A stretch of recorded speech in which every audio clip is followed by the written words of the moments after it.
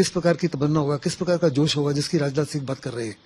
और जो तीनों चीज की प्रेजेंटेशन है बड़े ध्यान से सुनी, उनकी साफ तौर पे बॉडी लैंग्वेज दर्शाती थी कि वास्तव में वो स्क्रीन के फेवर में नहीं है, लेकिन उनको मजबूरन एक ऐसा नैरेटिव पेश करना किया जा रहा है जो गवर्नमेंट के व्यू को सपोर्ट करे। जैन साथियों, अग्निपथ स्कीम के क्या क्या फायदे हैं ये बताने के लिए पूरा गोदी मीडिया और साथ ही हमारे कैबिनेट में बैठे हुए फौज के रिटायर्ड जनरल और कर्नल वो आपको बताते ही रहते होंगे। इसलिए इस अग्नि स्कीम में क्या खराबी है उस चीज को लेकर मैं आपके सेना के रिटायर्ड जनरल, सेना के retired major general, lieutenant general या हमारे जो भूतपूर्व सैनिक हैं उन लोगों के आप लोगों को लगातार डिबेट आप लोगों को दिखाते रहता हूं। और आप लोग बताना सरकार में बैठे हुए दो चाटोकार कौन है जो कि 62 साल की उम्र तक सेना में रहे और सिर्फ 6 महीने के लिए वो कोर्ट पहुंच गए अपनी सर्विस के लिए और आज ज्ञान फैल रहे हैं कि अग्निपथ योजना बहुत अच्छी है, यह जिसको ना हो तो सेना में ना आए। ऐसा ज्ञान देने वाले उस चाटुकोर जनरल का आप लोग नाम कमेंट्स में जरूर बताना, साथ ही उस चाटुकोर कर्नल का भी।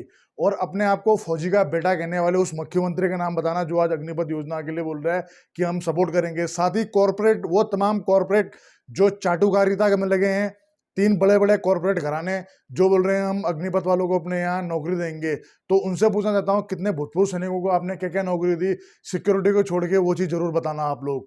बाकी आप लोग ये डिबेट देखिए, मैं क्या कहना चाहता हूँ आप लोगों को डिबेट के माध्यम से समझ में आ जाएगा। और साथ ही कल भारत बंद का भी बहुत अच्छा इम्पैक्ट पड़ा है हमारे मिनिस्ट्री में भी।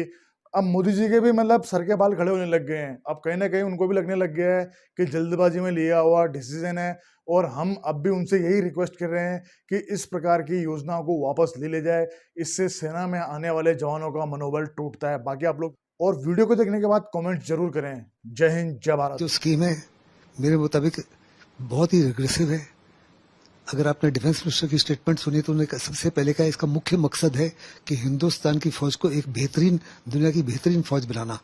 वो शायद भूल गए कि इस समय हिंदुस्तान की फौज दुनिया की सबसे बेहतरीन फौज है और एक सबसे बेहतरीन फौज को आप एक ऑर्डिनरी फौज बनाने में कन्वर्ट करने जा रहे हो। 4 साल के लिए यूथ आकर्षित नहीं होगा, लेकिन जबरदस्ती, क्योंकि बेरोजगारी है, कोई और नौकरी के साधन नहीं है, गवर्नमेंट किसी प्रकार के नौकरी के साधन को नहीं जुटा सकी और 46,000 लोगों को एक ही समय रिक्रूट करने जा रहे हैं, तो लोग आएंगे, लेकिन आने के बाद में बहुत ही जबरदस्त निराशा छा जाएगी, क्योंकि साफ तौर पे जानता है कि 4 साल के बाद में बिना कोई टर्मिनल बेनिफिट्स के उसको बाहर निकाल दिया जाएगा, उसको कागज के टुकड़े दिए जाएंगे सर्टिफिकेशन के लिए। आज का जो सैनिक है, लगभग 55,000 सैनिक जो है हर साल रिटायर होते हैं। वो बड़े सुपर सोफिस्टिकेटेड हाईटेक इक्विपमेंट को मेंटेन करते हैं, ऑपरेट करते हैं। उसके बावजूद उनको सिवाय गार्ड्स के, सिक्योरिटी गार्ड वगैरह की कोई और ड्यूटी नहीं मिलती, कोई जॉब नहीं मिलती, कॉर्पोरेट वर्ल्ड आपको नहीं लेगा। और आप पैरामिलिट्री फोर्सेज जो है वो नए रिक्रूट को पसंद करेंगी, बजाय उसको जो फौज ने डिस्कार्ड कर दिया है, एयरफोर्स या आर्मी ने डिस्कार्ड कर दिया है। ऐसे में ये जो अग्निवीर हैं, वास्तव में ये देश के लिए बहुत बड़ी चुनौती के रूप में बदल सकते हैं, क्योंकि इनको बड़ी आसानी से रेडिकलाइज किया जा सकता है, इनको बड़ी आसानी से देश के खिलाफ किया जा सकता है, क्योंकि उनको साफ तौर पे लगेगा कि हमको आपने इस्तेमाल करके फेंक दिया है। सरकार का ये कहना है कि बहुत सारे जो युवा हैं उनको रोजगार मिलेगा इससे, और आगे आने वाले दिनों में खुद रक्षा मंत्री ने इस बात को कहा है कि इससे उनको 4 साल के बाद बहुत सारी मंत्रालय, पीएसयूज और इसके अलावा जो राज्य सरकार है आगे जॉब देंगी। तो ऐसा नहीं है कि नौकरियां नहीं मिलेंगी। देखो, अभी हर साल जैसे कि मैंने कहा 55,000 से ज्यादा बहुत हाई स्किल्ड जवान जो है, ऑफिसर जो है आर्मी, नेवी, एयरफोर्स से रिटायर होते हैं। आपने रिसेटलमेंट डायरेक्टरेट भी है, उसके बाद भी केवल 1 या 2% को ही आप लुक आफ्टर कर सकते हो। आप उनको तो नौकरियां दिला नहीं सकते, तो इनको कैसे दिलाओगे? फिर दूसरा, ये 4 साल के बाद में उस सिविल स्ट्रीट में जाएगा, ये 4 साल की उसकी जिंदगी तो बेकार हो गई, क्योंकि उसको आसानी से नौकरी नहीं मिलेगी। आज नौकरियां देश में है नहीं, हर एक नौकरी के लिए कम से कम 100 एप्लीकेंट्स हैं। और ये कहना कि उसको सर्टिफिकेट्स मिल जाएगा और सर्टिफिकेट का बड़ा महत्व होगा, मैं उससे सहमत नहीं हूँ। दूसरा, जहां तक देश की एकता, देश की अखंडता, देश की सॉवरेनिटी, होमोजेनिटी का ताल्लुक है, उसमें भी वो बहुत बड़ा भागीदार नहीं हो सकेगा। मैं खुद फौज में इंक्लूडिंग ट्रेनिंग 41 ईयर्स रहा। एक अच्छा सैनिक बनने के लिए, चाहे आप इन्फेंट्री में हो या आर्मर में हो या आर्टिलरी में हो या एयरफोर्स या नेवी में, 7 से 8 साल लग जाते हैं। उसकी तो ट्रेनिंग ही 6 महीने है, और अपने 6 महीने के बाद में उसको भेज रहे हो सियाचिन में या ईस्टर्न लद्दाख में या अरुणाचल में या पाकिस्तान के खिलाफ, जहां पे उसके सामने जो है बहुत ही एक शूरवीर सैनिक खड़ा है। इसका तजुर्बा तो किसी प्रकार का हो नहीं, और साफ तौर पे जानता है कि मेरे को तो 3 साल 4 साल के बाद निकल जाना है। तो क्यों वो अपनी जान को हथेली पर रखेगा? उसकी क्या मोटिवेशन होगी, उसका क्या मोरल होगा, उसकी किस प्रकार की तमन्ना होगा, किस प्रकार का जोश होगा, जिसकी राजनाथ सिंह बात कर रहे हैं। और जो तीनों चीज की प्रेजेंटेशन है, मैं बड़े ध्यान से सुनी।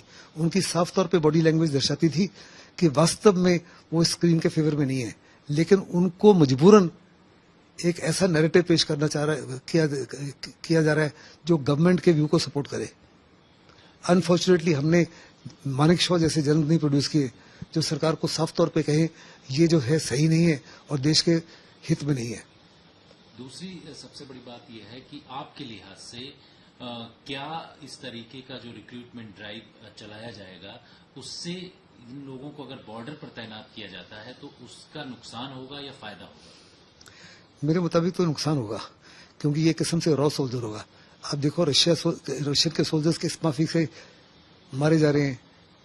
दुनिया का सबसे बेहतरीन इक्विपमेंट है, हाईली सोफिस्टिकेटेड हाईटेक इक्विपमेंट है, लेकिन मैन बिहाइंड द मशीन का मोरल नहीं है, मोटिवेशन नहीं है, उसकी लीडरशिप पुअर है, उसका लॉजिस्टिक मैनेजमेंट पुअर है।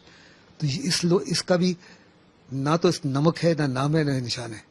इसको किसी की परवाह नहीं, इसको परवाह केवल और केवल है अपनी जान की, अपनी फैमिली की, और ये चाहेगा कि किसी ना किसी तरीके से 3 या 4 साल पूरे करे और सिविल स्टेट में दोबारा जाए।